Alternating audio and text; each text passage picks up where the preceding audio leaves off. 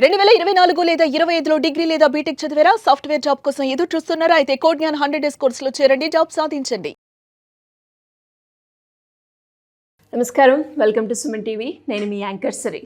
చాలామంది ఈ మధ్య కాలంలో పెళ్లి కాకుండానే సహజీవనం చేస్తూ ఉన్నారు. అలాంటి సందర్భాల్లో అమ్మాయిని ఇబ్బంది పెట్టిన లేకుంటే మోసం చేసిన 498 సెక్షన్ వర్తిస్తుందంటారా? అంటే పెళ్ళైన వాళ్ళకే ఈ సెక్షన్ వర్తిస్తుందా, లేదు పెళ్లి కాకుండా ఇలా సహజీవనం చేస్తున్న వారికి కూడా ఈ సెక్షన్ వర్తిస్తుందా? దీని గురించి క్లారిటీగా ఇన్ఫర్మేషన్ ఇవ్వడానికి మనతో పాటు హైకోర్టు అడ్వకేట్ అలగిరి రవీంద్రనాథ్ గారు ఉన్నారు. అడిగి తెలుసుకునే ప్రయత్నం చేద్దాం. నమస్కారం సార్. నమస్తే అండి సిరి గారు. పెళ్లి కాకుండానే సహజీవనం చేసేవాళ్ళు ఈ మధ్య కాలంలో విపరీతంగా పెరిగిపోయింది అని చెప్పొచ్చు. అండ్ అలాంటి సందర్భాల్లో అమ్మాయిని ఇబ్బంది పెట్టిన లేదు అంటే చీటింగ్ చేసిన 498 సెక్షన్ అనేది వర్తిస్తుందంటారా? పెళ్ళైన మహిళలకి ఇది వర్తిస్తుందంటారా? పెళ్లి కాని మహిళలకు కూడా ఇది వర్తిస్తుందంటారా? సమాజంలో మార్పులు అండి సిరి గారు. సమాజంలో మార్పులు రకరకాలుగా చెందుతూ ఉంది. పెళ్ళి అనేది ఇటీవల కాలంలో అమ్మాయిలు అబ్బాయిలు చాలామంది కూడా కొంతవరకు విముఖత చూపిస్తున్నారు. పెళ్ళి ఎందుకండి, ఇప్పుడు మాకు అవసరమా, రకరకాల సమస్యలు ఫేస్ చేస్తాం, ఇప్పుడు ఎలా ఉంటుందో మాకు తెలియదని చెప్పి అనే అబ్బాయిలు ఉన్నారు, అమ్మాయిలు కూడా ఉన్నారు. అయితే అలా అని చెప్పి ఆపోజిట్ జెండర్ మీద దూరంగా ఉంటున్నారా? ఉండే పరిస్థితి కాదు కదా, ప్రకృతి నియమం తప్పనిసరిగా కలిసి ఉండాలి. సో వీళ్ళు ఏం చేస్తున్నారంటే లివ్ ఇన్ రిలేషన్షిప్కి వెళ్ళిపోతున్నారు. ఈ లివ్ ఇన్ రిలేషన్షిప్ అన్నటువంటి కల్చర్ ఇటీవల కాలంలో బాగా పెరిగిపోయింది. ఆ లివ్ ఇన్ రిలేషన్షిప్లో ఉన్నటువంటి మహిళలు కూడా, మహిళ అనేది ఎప్పుడైనా ఆవిడ ఏదో రకంగా వేధింపులు గురవుతూనే ఉంటుంది. పెళ్ళి అనేది ఒక పార్ట్ కాకపోయినప్పుడు కూడా మహిళ వేధింపులు అనేది ఏదో ఒక సందర్భంలో గురవుతూనే ఉంటుంది.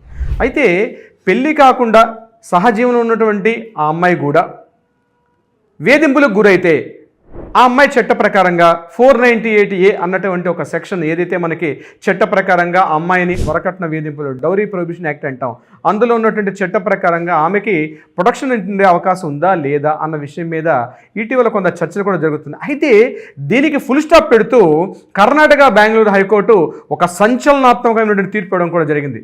అంటే సహజీవనంలో ఉన్నటువంటి మహిళకు కూడా రక్షణగా 498A అన్నటువంటి కేసుని ఫైల్ చేసుకోవచ్చు అని బెంగళూరు హైకోర్టు ఒక సంచలనమైనటువంటి తీర్పు ఇవ్వడం కూడా జరిగింది.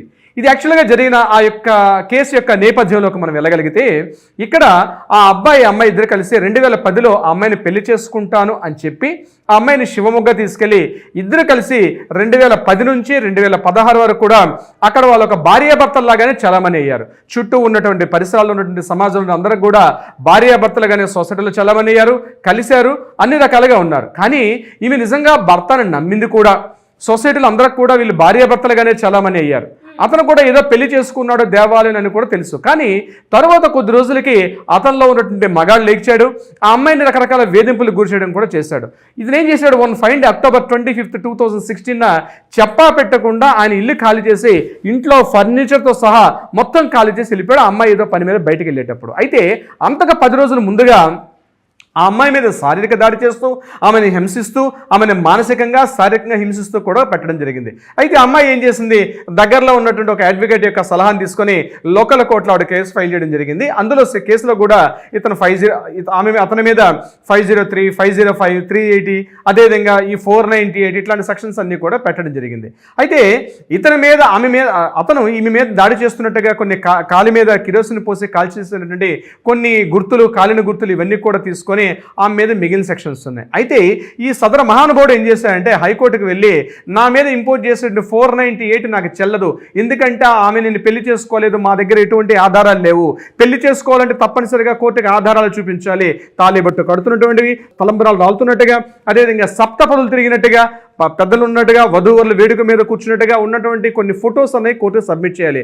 మా మధ్య సంప్రదాయపరమైనటువంటి ఏది, అది ఏ మతమైనా కావచ్చు, సంప్రదాయపరమైనటువంటి ఏ రకమైన గుర్తింపులు కూడా మా దగ్గర లేవు, మా దగ్గర ఆధారాలు లేవు, కాబట్టి 498A అన్నటువంటి సెక్షన్ నాకు వర్తించదు అని చెప్పి హైకోర్టులో ఆయన క్వాష్ పిటిషన్ వెళ్ళినప్పుడు అప్పుడు కోర్టు సూటిగా బెంగళూరు హైకోర్టు జస్టిస్ అక్కడ చెప్పినటువంటి తీర్పు చాలా మందికి ఒక చెంపపెట్టుగా మిగిలింది. ఏమన్నారంటే, సొసైటీలో మీరు భార్యాభర్తలుగా చలామణి అవుతున్నారు, మీరు ఆమెతోటి కలిసి ఉన్నారు, దీనికి ఆధారాలు ఉన్నాయి, ఇద్దరు కలిశారు, సొసైటీలో చుట్టుపక్కల వాళ్ళు చూశారు, మీరిద్దరు భార్యాభర్తలుగా చాలామంది అయ్యారు, కాబట్టి మీరు వేధింపులు గురి చేశారు, ఆమెను మానసికంగా, శారీరకంగా, సామాజికంగా, ఆర్థికంగా అనేక రకాల ఇబ్బందులు గురి చేశారు.